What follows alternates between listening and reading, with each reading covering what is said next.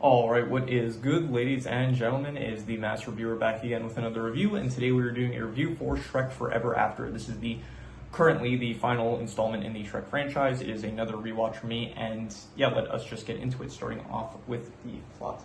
So, the plot of this film is that basically Shrek, he is, after the events of the last film, he is now a father of 3 children, and at the start of the film, it goes through a montage basically of him being a parent, and he is very much getting tired of it. He is stressed out from just taking care of 3 kids, and his day-to-day life, he is not happy with it because of how much stress he is under, and he kind of wishes he could go back to the old days where he was just feared by everyone in town and he could just do whatever he wants, basically. So he ends up ruining his children's birthday party because he ends up getting too upset, and then he goes off into the woods like to calm down, basically, and he ends up running into Rumpelstiltskin, who Rumpelstiltskin, he is technically he like made a cameo in the 3rd film, but they completely changed his design for this one, and so he basically, before Shrek ended up saving Fiona, like before the king and Fiona's parents, they didn't I'm trying to explain this as best I can.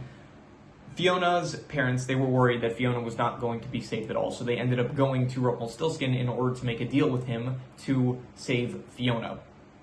But then right as the king was about to sign away his kingdom, basically the deal was that they would give up their kingdom, and technically like the deal was like that all their problems would go away, and so anyway, they are planning to sign over their kingdom in order for Fiona to be freed, but right before they do that, then that was around the time when Shrek actually saved Fiona and the news came out, and so yeah, they didn't have to sign away their kingdom, and so Rumpelstiltskin, he is very upset because he lost his opportunity to basically take over Far, Far Away. So Rumpelstiltskin, his whole motive for this film is basically he wants to take over Far, Far Away and like get revenge on Shrek for initially, I guess, ruining his plans. And so he ends up tricking Shrek into signing a deal, which basically makes it so that Shrek will have one day where he gets to be the ogre he used to be, where everyone feared him and stuff, but in exchange, Rumpelstiltskin gets to take away one day from Shrek's past. And so he ends up taking away the day that Shrek was born, and so basically the new world that he's in, it's a world where Shrek never existed, basically. So Fiona, she ended up saving herself from the castle.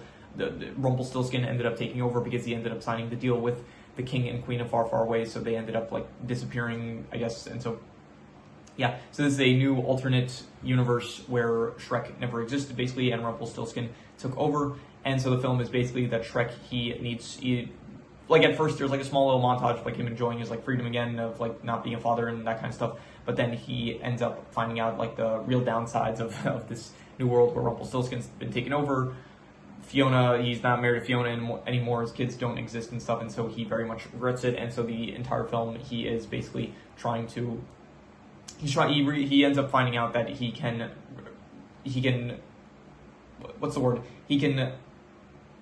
make the contract null, basically, if he manages to get a true love kiss. So he is trying to kiss Fiona in order to get to, yeah, I forgot the actual term. I'm pretty sure, I'm thinking of like the Cat in the Hat movie, because they use this, they actually said it like properly. They said like the contract will be null and void. I'm trying to figure out like how to properly say that in the sentence. Shrek is trying to make it so that the contract is null and void, so he needs to kiss Fiona, and so that is, yeah, what he's doing. Fiona is, ever since she broke out of the castle on her own, she is running this like rebellion with a bunch of other ogres, and they are, because Rumpelstiltskin is like capturing all the ogres and stuff, so yeah, they are running a rebellion. Shrek kind of like finds the rebellion and tries to like win over Fiona, and so eventually, skip ahead, he does manage to like convince. This is after like pretty much a lot of the ogres got captured by the Pied Piper. Rumpelstiltskin, he hired the Pied Piper in order to stop Shrek, to capture like Shrek and Fiona, basically, and the rest of the ogres. So yeah, they end up, so all the ogres are not captured, but then Fiona is convinced finally, and she not convinced, but like she's just like, screw it, we'll try it, and so she kisses Shrek, but because she's not really in love with him anymore, it does not work. And so what happens now is that they end up trying to remember actually what happens from this point, because I remember that Shrek himself ends up, okay, so I don't actually know what happened to Fiona. I know that she eventually like gets captured once again. I don't actually remember how that happened, but Shrek, he ends up, along with Donkey and Puss, by the way, they're like in this, but it's like kind of different versions of them, where Donkey never ended up meeting Shrek, so he's like a lot more, to be honest, he's like mostly the same, but he's like not married to Dragon anymore. So Puss, he just like got fatter, so because like I don't really know why because he ended up meeting Fiona and Fiona pampered him too much or something like that. So anyway, so Shrek ends up finding out because Rumpelstiltskin, because the Pied Piper did not manage to capture Shrek and Fiona because like Donkey and Puss managed to save them. So he puts out a bounty in order to capture Shrek, and whoever captures Shrek will get the deal of a lifetime, and Shrek turns himself in basically in order to get this deal. But then Rumpelstiltskin says, oh, but it won't work, it won't break the contract because like it just doesn't work that way. So Shrek is like, I'm not trying to break the contract, and he ends up freeing all of the ogres in order to, he tries to do it as well to save Fiona. But then Rumpelstiltskin basically says, oh, well, Fiona's not fully ogre, so she still is captured. So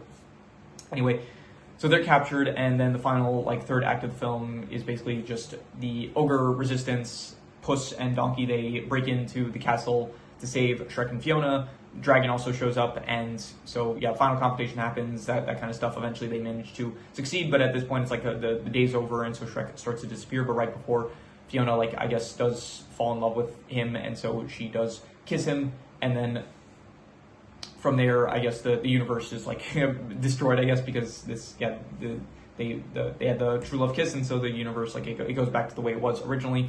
And so we cut back to one of the starting scenes of Shrek, like, getting mad at the birthday party, but then in this case, he doesn't end up destroying the cake, and he's like really happy to see his family and stuff. And so yeah, that is pretty much where the film ends. Rumpelstiltskin apparently got like captured at some point, so there have been some memes I've saw where it's like they Fiona, she sings, she blows up like Rumpelstiltskin's pet goose or whatever, and then it's like they make him dance after they just killed his friend and are laughing at him. So yeah, that was something. So yeah, that's pretty much where the film ends, and I guess the franchise up until this point. However, there is going to be a fifth movie coming, I'm pretty sure this year or next year, I'm not exactly sure. But anyway, the plot slash drama, actually I really like this plot. I would give this probably like I'm going to give it like a 5 out of 5, I would say. I think that this is about on the same level as like the original Shrek film, where it's just a really good plot of like Shrek, he's very much tired because like, yeah, it is like a stressful thing to, he's like taking care of 3 children. It's like every day. I was thinking, okay, like the part of the stress comes from the fact that Donkey is coming over every day with his children to like have play dates and stuff. I would think Shrek would just tell Donkey like, hey, could we have like a day off where it's like I can rest a bit. So that it feels like there's some easy fixes here and there. But anyway, Shrek, he's like very much tired, and he does kind of like miss parts of his old life, so he does want to have a day off basically. And then Rumpelstiltskin, he comes over and he's basically like, hey, I can give you a day off. And it's like there's no downsides. He'll take some day that you were like a baby or something like that. And so he does like I'm assuming, I don't know if he read the contract, but if he did, he probably should have read the contract, to be honest, before he signed it. But anyway, so I like the whole plot of basically Shrek. He's like, he just wants kind of like one day off, but then it leads to him losing his entire life basically. And so he is trying to get the life that he lost back. So I really appreciate the stakes in this film are the highest that there's been so far in the actual franchise, where up until this point, like in the first film, the stakes were just basically that, like, I don't know, Fiona would end up marrying Farquaad. It's like not, it's like, it's not good, but it's like, and Shrek would be alone, but that's like not very much, it's like high stakes, but it's not like this level. As well, the second film where you had, I guess, once again, it's like the stakes up until all these films are just that like Shrek loses his love basically with Fiona, and then he ends up like being alone or whatever, and Fiona ends up being with someone that is not the best for her. Like those are all the stakes up until this point. And then the third film, it's like basically Prince Charming taking over Far, Far Away. It's like, yeah, it's bad, but it's not like, he's not like a dictator on the same level as Rumpelstiltskin, I would say. And at the very least, like everyone is still alive, I think. So this film, it's like directly like, the stakes are the highest, where it's like Shrek will literally disappear at the end of the day. His children will have never been born. All the ogres will have been captured. Like Rumpelstiltskin will basically be a dictator on a way higher level than I would say Prince Charming was. In like Prince Charming, he was just kind of like, I wouldn't call him a dictator. He was more of just like a harsh ruler, I guess. Like he wasn't like he didn't feel on the same level as like Rumpelstiltskin does in this film. So yeah, overall, I would say that the plot I would give a 5 out of 5. I would say. In terms of the characters, we do have Shrek, and he is very much in this film like he feels different than the last films. Like in all the last films, he was like very angry and upset at everything. And in this film, he feels like a lot more worried in a lot of cases. And it's like in the previous films, he would be annoyed by Donkey. In this film, it's like he's trying to convince Donkey that like they're friends and stuff. So it is definitely a different kind of side that we're seeing to Shrek. And I would say that it is, I probably like him a bit better than some of the other films, because I do just like when he's like kind of the riffing he has back and forth with like other characters, where he's just like annoyed by the situations he's in, I guess. But this film, it's good. I'm not gonna say it's like bad. I would say it's just I kind of prefer him in other films. Fiona, she is in this as as this resistance leader and stuff. I think that she is good as well. Donkey does not feel as great in this film as the previous films, because once again, it's like in the other films, he is a lot more, I guess, positive and stuff, and then this situation that he's in, he is just very much, it's like, he doesn't even change that much, to be honest. Like, he's still very much the same Donkey from, like, the other universe. It's just that, I guess, the situation, this film is a lot more serious. It's like there's not as much emphasis on the comedy, I would say, and it's out of all the films, I would say that this is probably one of the most serious ones in the franchise, and so characters that are a bit more comedic and stuff, they aren't as good, I would say. So like Donkey and like even Shrek, a lot of what makes him good is, I would say, a lot of the comedy bits that he has. So Puss, he just gets fatter, and yeah, not as good as like the previous films, I would say. Rumpelstiltskin, I do think that he is a great villain. I liked him better than probably Prince Charming and the Fairy Godmother, and honestly, he's like, I don't know if I like him more than Lord Farquaad. I will eventually, like after this, I'll do like the movie ranking, and then I'll do the character ranking, and so we'll get the final consensus there. But I do think that he is a very good villain, like very manipulative, like very kind of similar, like he's like goofy, kind of like Laura, very theatrical, very eccentric, I would say, which I do like. Besides them, there are the fairy tale creatures. They're not as much. They're not as prominent as like the third film, where they did feel a bit more important. And in this film, they're just like kind of side characters here and there that just kind of like, it's just meant to show like, oh, it's a different universe. This is what happens to these other fairy tale creatures and stuff. So yeah, overall, I would say that there's also like the rest of the ogres, which I think they're good. I guess they're, you know, cool to see, I guess, some different ogres compared to just Shrek and Fiona, and I guess their children and stuff. So I would say the characters, I'd probably give I don't know. Honestly, they're not like really my favorite ones in the franchise, but I would say, like, just once again, it's a lot more of a serious film, and so I think that the characters are here. I'll say this: Rumpelstiltskin is good, and Shrek is good, and they feels like they're like the most prominent characters in the film, and everyone else, it just, I don't know. Like, this is kind of a comedic franchise, I would say, and the fact that like this film is so much more serious, it does make some of the other characters that would normally be higher, like Donkey and Puss, I would say, they're not as like funny, I guess, in this film. So it does kind of like bring down their characters, but even so, I still think because the plot is so much more serious, it does help the plot like to be higher. So it's like a trade-off kind of a bit. So I would give the characters just like I don't know. I'm honestly thinking like just a 5.5. I'll say that they're decent. I don't really, just not some of my favorite like moments with these characters in the franchise. I think I like them a bit more in some of the earlier films, I would say. So in terms of the settings, you do have this, like, I guess the setting would be this alternate like universe that Shrek is in, where everything is different. And I did say like in the last review that it's like I don't really rate the world as much as I would like to. When I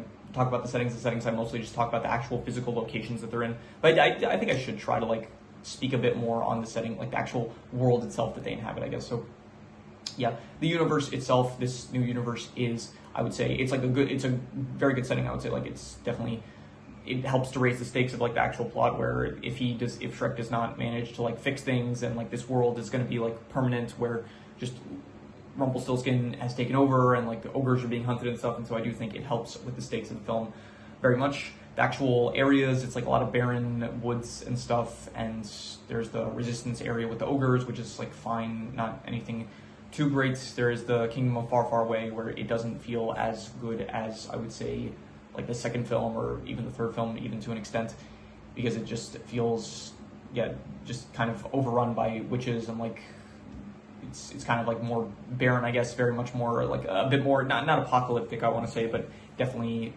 much more bleak with like Rumpelstiltskin in charge, I'll say. So yeah, so the settings, I like the world itself, like this alternate universe that they're in, but the actual settings themselves, locations, are not like the best or anything. So I'll just give the settings, I will say, I'll go a 7.5. I'll say it's very good just because like this, the context of like this world that they're in, of like this alternate universe, I will say for that I'll give it a 7.5 for the settings.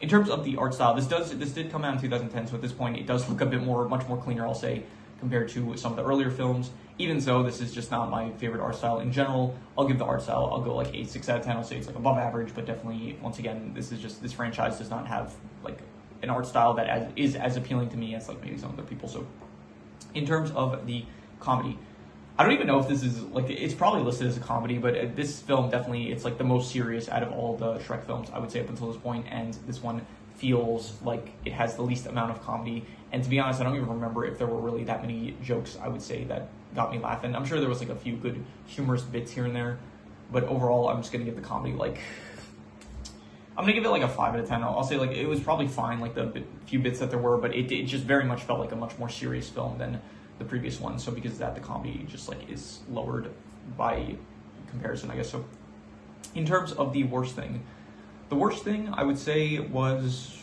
do you have a worst thing in mind? I guess just the fact that like a lot of these, I guess the context of the film, I guess the fact that it is a trade-off, like this is a much more serious film with like higher stakes and stuff, and because of that, the actual certain characters don't feel as good because they don't get a chance to be like as comedic as they maybe were in some of the previous films and stuff. And so I'll just reuse the worst score, which was the comedy, which I gave a 5 out of 10, and so we'll just reuse that because yeah, the comedy, like this film, like in the earlier films, it's like this isn't one of the funniest franchises ever, but like it did help with like certain characters, specifically Donkey and even like Puss, I would say, and Shrek himself, I would say, like they are part of what make these characters like very good, I would say, are the actual comedic aspects that they have between each other. In this film, it's like much more serious between all the characters, it feels like. So in terms of the best thing, I would say that the best thing of the film was probably, I'll just go with the plot. Like honestly, I'll reuse the plot slash like I guess like the high stakes aspects of it, which is like tied into the plot. I'll say like I'll go like another 5 out of 5 for the plot, I would say, because yeah, this is one of the best plots in the franchise, like on par with, I would say, the first film. And so yeah, that is all the scores. Let's see any extra notes I have. I like the stress scene where it's like I think it was really well done, like portraying like the stressful environment that Shrek is dealing with that could cause him to want like a day off, basically, to be able to like go back to how things were, because yeah, he is in like a very stressful environment. So this film had some good music. It had the top of the world sequence where Shrek is actually like being like terrorizing the village and stuff. I thought that was good. There was another song, the Pied Piper scene, that was another good one, I would say. So some decent music in this, like some decent music sequences, I would say, in this film. And yeah, I mentioned already, I like the high stakes aspect of this film. And yeah, there's all the extra notes, so I'm going to do the calculations. So King Crimson. All right, so it comes out to about exactly a 7 out of 10, which would be pretty good. But honestly, I'd give it higher. I think I gave the first film like between a 7.5 to an 8. I'm pretty sure I gave it. And honestly, I think I would give this film like probably, I think I would give it probably like, I think a 7.5. I think I would say it's very good. Definitely like probably my second favorite in the franchise. I will do like the final after this. I'll do the actual movie ranking for all the films, and I'll get like my final consensus on it. But I do think, yeah, this was a very good film. And once again, it's like the big thing with this film is that it's trading off like some of the more comedic aspects that the other films had. Like every film up until this point was like to a degree like kind of serious, but this one definitely felt like the most serious, like most high stakes one. And so it is a bit sacrificing like some of the comedy, which does bring it down for me a bit. Like I think the first film, it had like a good balance between like a serious story and like good comedic bits with like the characters and stuff. So I think that this film just sacrifices the comedy a bit too much. But even so, I would still say that this film was probably, yeah, like the baseline score was like a 7 out of 10. I would give it like I think I'd say like a 7.5. I think like it was a very good film, and yeah, if I let it marinate, maybe it'll change. But for now, I'm just going to say 7.5. So yeah, that is pretty much all there is to it. So if you have any recommendations, any shows, movies, video game stories, anime, manga, web series, anything that you want me to review, leave it in the comments, and I'll maybe possibly check it out. With that said, that is pretty much all there is to it. So I'll leave it at that.